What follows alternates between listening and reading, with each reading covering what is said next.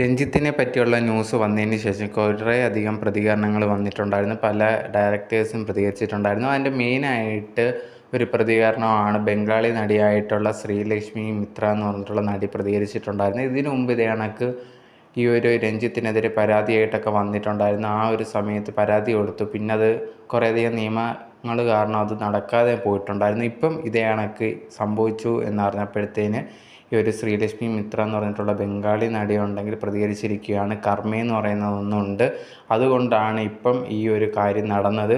ഇതിന് മുമ്പും ഇയാൾ കുറേയധികം പേരോട് ഇത് കണക്കൊക്കെ ചെയ്തിട്ടുണ്ട്, പക്ഷെ അപ്പോഴൊന്നും ആരും പ്രതികരിച്ചിട്ടില്ല.